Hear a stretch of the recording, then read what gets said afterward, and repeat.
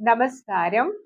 Learn Malayalam with love എന്ന മലയാളം ക്ലാസ്സിലേക്ക് 8ാം ക്ലാസ്സിലെ എല്ലാ പ്രിയപ്പെട്ട കുട്ടികളെയും സ്നേഹത്തോടെ സ്വാഗതം ചെയ്യുന്നു. നമ്മൾ ഇന്ന് പഠിക്കാൻ പോകുന്നത് അടിസ്ഥാന പാഠാവലിയിലെ ആദ്യ യൂണിറ്റിൽ വരുന്ന പാഠഭാഗമാണ്. ആദ്യ യൂണിറ്റ് ഏതാണ്? കനിവും കരുതലും. കുരുവിയും കാട്ടുതീയും പഠിച്ചു കഴിഞ്ഞു. കൊച്ചു ദേവദാരു പഠിച്ചു കഴിഞ്ഞു. ഇനി നമ്മൾ പഠിക്കാൻ പോകുന്നത് പെരുമഴയത്ത്.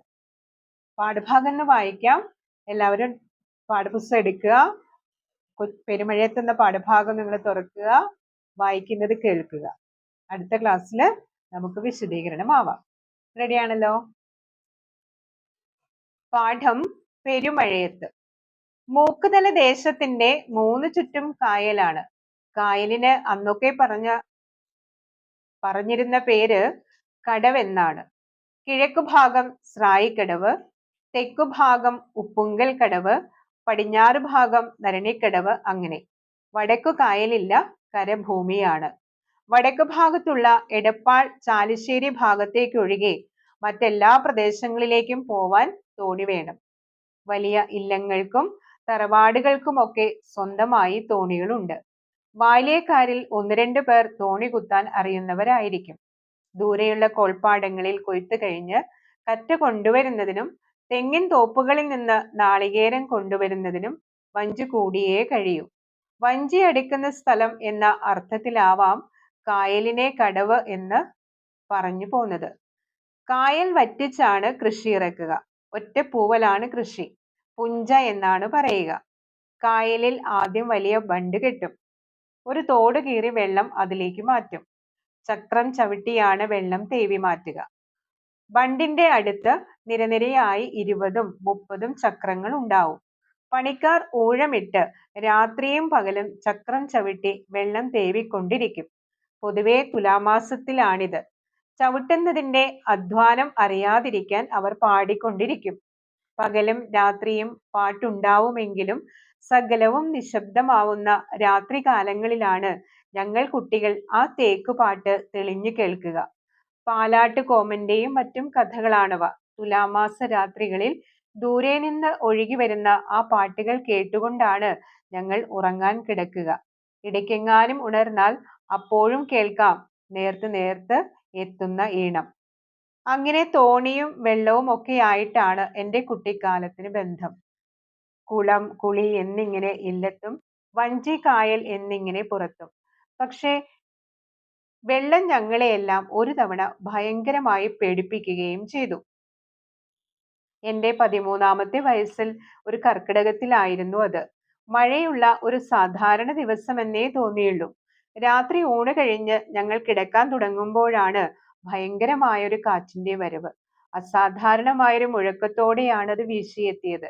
ദൂരെയുള്ള മരങ്ങളിൽ നിന്ന് കൊമ്പുകളും ഇലകളും പറന്ന് നാലിറയത്തെത്തി നടുമുറ്റം നിറയാൻ തുടങ്ങി. കുത്തഴിക്കുള്ളിലൂടെ മുറിയിലേക്കും അവ വന്നു വീണു. വൃക്ഷങ്ങൾ ആടി ഉലഞ്ഞ് പൊട്ടിച്ചീന്തുന്ന ശബ്ദം അകത്ത് കേൾക്കാമായിരുന്നു. ഉള്ള ജനലുകളും വാതിലുകളും എല്ലാം കൊട്ടിയടച്ചു. ഞങ്ങൾ പേടിച്ചു വിറച്ച് തെക്കിനിയിലേക്കും വടക്കിനിയിലേക്കും മാറി മാറി ഓടി. എവിടെ പോയാലും രക്ഷയില്ല. ഉറങ്ങാൻ ആർക്കും ധൈര്യമില്ല. അപ്പോഴേക്കും മഴയും പൊട്ടിവീണു. മഴയത്തും കാറ്റത്തുമായി ഇല്ലവളപ്പിലെ മരങ്ങൾ തലങ്ങും വിലങ്ങും കടപുഴകി വീഴാൻ തുടങ്ങി. മരം വീഴുന്ന കൂറ്റൻ അലർച്ച ഇടവിട്ട് കേൾക്കാം. ഭാഗ്യത്തിന് എന്തുകൊണ്ടോ ഇല്ലത്തിന്റെ മേൽപ്പുരയിലേക്ക് മരമൊന്നും വന്നു വീണില്ല. വെളുപ്പാൻ കാലം ആയപ്പോഴേക്കും കാറ്റിന്റെ ശക്തി തെല്ലു കുറഞ്ഞു. അതിന്റെ ചൂളം വിളി ഒന്ന് പതിഞ്ഞു. അപ്പോൾ മാത്രമാണ് ഞങ്ങൾ ഉറങ്ങാൻ കിടന്നത്. ഉണർന്നപ്പോൾ ആവട്ടെ പുറത്ത് അതിശക്തിയായ മഴ. അന്തർജനങ്ങൾക്ക് കുളിക്കാൻ പോകാൻ പറ്റുന്നില്ല. മുറ്റത്ത് മുഴുവൻ മരക്കൊമ്പുകളും ഇലയും വെള്ളവുമാണ്. വെള്ളം കാണെ പൊങ്ങിക്കൊണ്ടിരുന്നു. വടക്കുപുറത്തെ മുറ്റം വെള്ളത്തിലായി. കുളവും മുറ്റവും കിണറും ഒന്നാവാൻ തുടങ്ങി. അന്ന് ഞങ്ങൾക്ക് ആർക്കും കുളിയുണ്ടായില്ല. തേവാരവും മുടങ്ങി. മഴ അപ്പോഴും തുള്ളിമുറിയാതെ പെയ്തുകൊണ്ടേയിരുന്നു. കാണാവുന്നിടത്തെല്ലാം വെള്ളം. വെള്ളപ്പൊക്കമാണ് ഇതെന്ന് അന്നൊന്നും മനസ്സിലായില്ല. 3 ദിവസം കഴിഞ്ഞപ്പോഴാണ് മഴ ശമിച്ചത്. പിന്നെ വെള്ളം താണു തുടങ്ങി. 1942-ലായിരുന്നു ഇത്. MT വാസുദേവൻ നായരുടെ നാലുകെട്ടിൽ പരാമർശിക്കുന്ന വെള്ളപ്പൊക്കം ഇതായിരുന്നിരിക്കണമെന്ന് കാലം വെച്ച് നോക്കുമ്പോൾ തോന്നുന്നു. വെള്ളപ്പൊക്കം കൊണ്ട് നാട്ടിൽ പലർക്കും വിലക്കുറവിൽ ഒട്ടേറെ മരത്തടികൾ സ്വന്തമായി കിട്ടി. പുഴയിൽ ഒലിച്ചുവന്ന കാട്ടിലെ മരങ്ങൾ സാഹസികമായി വടമെറിഞ്ഞു പിടിച്ച് വേണ്ടവർക്ക് വിൽക്കുകയായിരുന്നു. 1943 ഞാൻ വിവാഹം കഴിഞ്ഞ് നിലയങ്ങോട്ടെത്തുമ്പോൾ നീണ്ട തെക്കേ ഇറയം മുഴുവൻ ഇങ്ങനെ വാങ്ങിക്കൂട്ടിയ വിലപിടിപ്പുള്ള മരങ്ങൾ ഈർന്ന് വൃത്തിയാക്കി അട്ടമുട്ടെ കൂട്ടിയിട്ടത് കണ്ടിരുന്നു. വെള്ളം വന്ന് വാതിൽപ്പടിയിൽ തൊട്ട ദിവസങ്ങളിൽ അമ്മമാർ തമ്മിൽ തമ്മിൽ സംസാരിച്ചു കൊണ്ടിരുന്നത് അതിനു മുമ്പ് നടന്ന മറ്റൊരു വെള്ളപ്പൊക്കത്തെ കുറിച്ചായിരുന്നു.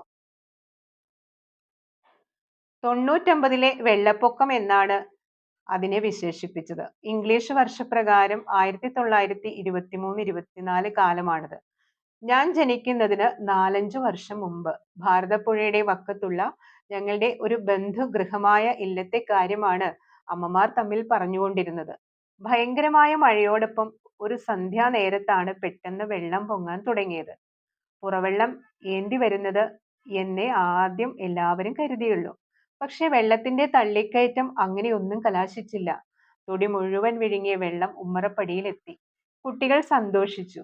അവരുടെ മേലുകഴുകൽ ഉമ്മറപ്പടിയിൽ വച്ചാവാമല്ലോ. എന്നാൽ നോക്കി നിൽക്കെ ഉമ്മറപ്പടിയും കടന്ന് വെള്ളം അകത്തേക്ക് കയറി എത്തി.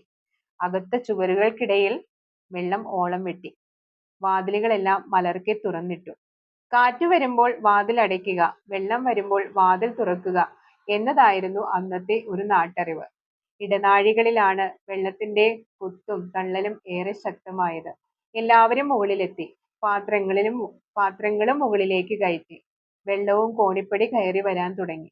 ജീവൻ രക്ഷിക്കാനുള്ള വഴിയെക്കുറിച്ച് മാത്രമായി ചിന്ത. രാത്രി മുഴുവൻ അവർ മുകൾ നിലയിൽ കഴിച്ചു.